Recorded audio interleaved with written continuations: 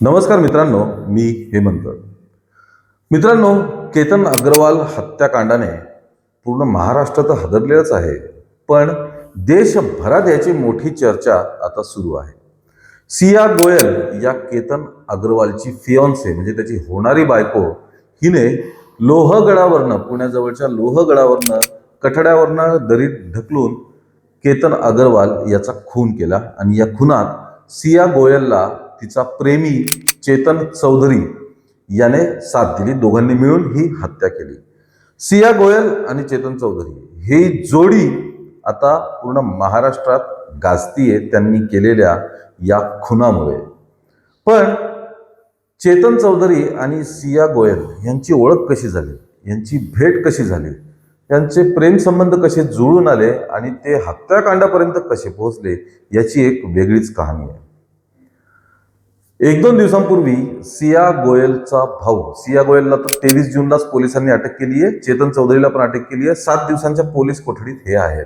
या केसच्या निमित्ताने आता पोलीस या दोघांशी निगडीत वेगवेगळ्या लोकांची चौकशी करत आहेत आणि याच चौकशीसाठी पोलिसांनी एक दोन दिवसांपूर्वी सिया गोयलचा भाऊ साहिल गोयल याला बोलवलं होतं. साहिल गोयल हा सिया गोयलचा सख्खा भाऊ.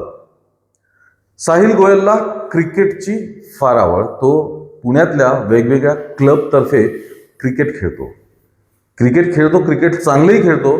असं म्हणतात की त्याला 100-125 अवॉर्ड्स आणि ट्रॉफीज त्यांनी क्रिकेटमध्ये जिंकलेल्या आहेत. Man of the match, man of the series वगैरे अशा प्रकारच्या पुणे लेवलच्या जिल्हास्तरीय. त्याला रणजी खेळण्याची त्याची इच्छा होती.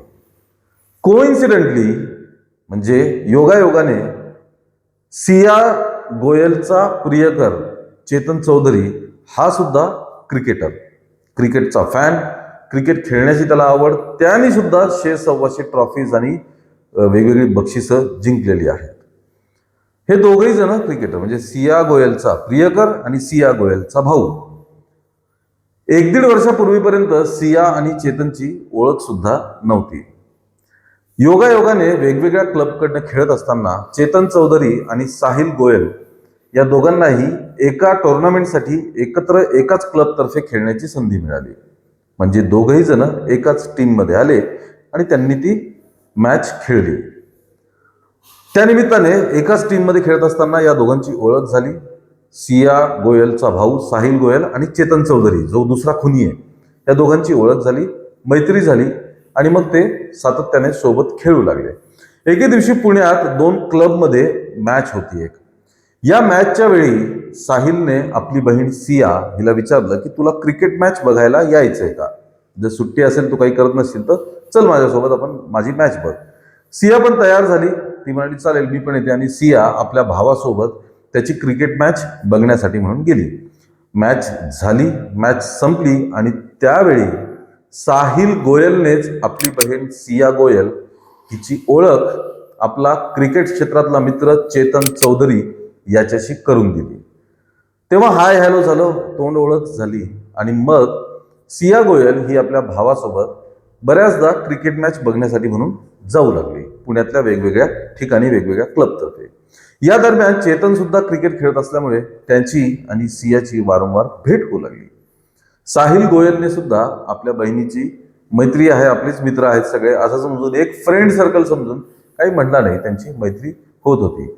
अगदी मागच्या वर्षी 2025च्या ऑक्टोबरपर्यंत सिया गोयल आणि चेतन चौधरी यांची फक्त हाय हॅलो पुरतीच मैत्री होती. मागच्या वर्षीच्या दिवाळीत सियाचा भाऊ साहिल याने दिवाळी निमित्त एक पार्टीचं आयोजन केलं आणि या पार्टीत आपल्या कॉलेजचे वगैरे सगळ्या मित्रांना इन्व्हाइट केलं. तसंच आपल्या क्रिकेट फील्डमधल्या मित्रांना सुद्धा बोलवलं. त्यात एक जो इसम त्यांनी बोलवला त्याचं नाव चेतन चौधरी. चेतनला त्याने आपण आयोजित केलेल्या पार्टीमध्ये बोलवलं दिवाळी निमित्ताने. अर्थात त्या पार्टीत सिया गोयल त्याची बहीण सुद्धा होती. याच पार्टीमध्ये सर्वात पहिल्यांदा सिया गोयल आणि चेतन चौधरी यांची डिटेल गप्पाटप्पा झाल्या आणि त्यांच्या मैत्रीत इथेच खोली आली. इथेच त्यांची दाट मैत्री जमून आली. नंबर एक्सचेंज झाले. दोघांचे आतापर्यंत नंबरही नव्हते. नंबर त्यांनी एकमेकांना दिले आणि मग एकमेकांना टेक्स्ट, व्हॉट्सअप मेसेजेस आणि फोन कॉलद्वारे ते गप्पा मारू लागले. गप्पा मारता मारता अगदी काही दिवसात चेतन चौधरी आणि सिया गोयल यांच्या प्रेमसंबंधांना सुरुवात झाली. दोघं भेटू लागले, सोबत फिरू लागले, वेळ घालवू लागले, फोनवर गप्पा मारू लागले. हे सर्व सिया आणि चेतन करू लागले होते. त्यानंतर 1-2 महिन्यांनी सियाचा भाऊ साहिल याला कल्पना आली होती की चेतन आणि सिया हे एकमेकांशी बोलतात, बराच वेळ बोलतात, मेसेजेस करत असतात आणि एकमेकांना भेटतात सुद्धा. त्याने सियाला याबद्दल विचारलं सुद्धा की चेतन सोबत तू बोलतेस का, तुमचं काय चालू आहे वगैरे. पण तेव्हा असं म्हणतात की सियाने तो मुद्दा टाळून दिला, त्याच्यावरती काही भाष्य केलं नाही.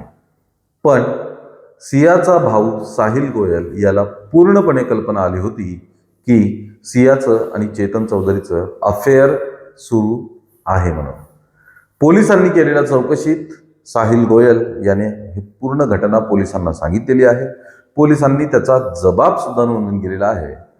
एकंदरीत असं म्हणायला हरकत नाही की केतन अग्रवाल हत्याकांड जे सिया आणि चेतन चौधरीने केलं, जर या साहिलने आपल्या बहिणीची ओळख त्या चेतन चौधरी सोबत करूनच दिली नसती, क्रिकेट मॅच बघायला नेलंच नसतं, तर आज कदाचित केतन अग्रवाल जिवंत असता किंवा हे लग्न एका वेगळ्या पद्धतीने मोडलं असतं, केतन अग्रवालचा जीव गेला नसता. त्यामुळे साहिलने आपल्या बहिणीलाच चेतन चौधरी सोबत इंट्रोड्यूस करून दिलं.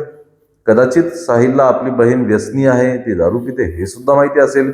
वेळीच गोष्टींना आळा न घातल्यामुळे हे प्रकरण इतकं मोठं गेलं आणि या केतन अग्रवालला नाहक त्याचा बळी गेला, नाहक त्याचा जीव गेला. एक होनहार मुलगा, विदेशात शिकून आलेला, आपल्या वडिलांच्या बिझनेसमध्ये चांगल्या पोझिशनवर काम करत असलेल्या मुलाला आपला जीव गमवावा लागला. त्यामुळे घरातल्या मुलींकडे वेळीच लक्ष देणं, मुलीच काय मुलांकडे सुद्धा, ते काय करतायत, कोणत्या विश्वात वावरतायत, त्यांच्या चुकीच्या गोष्टींना वेळीच बंधन घालणं, चुकीच्या गोष्टींना वेळीच आळा घालणं, समज देणं, समजावणं, वेगवेगळ्या पद्धतीने त्यांना एक योग्य आयुष्य जगायला लावणं हे अतिशय आवश्यक असतं. मित्रांनो, तुमचं काय मत आहे या बाबतीत हे आम्हाला जरूर कळवा. या व्हिडिओला लाईक आणि शेअर करा आणि आमच्या चॅनलला ताबडतोब सबस्क्राईब करा. धन्यवाद.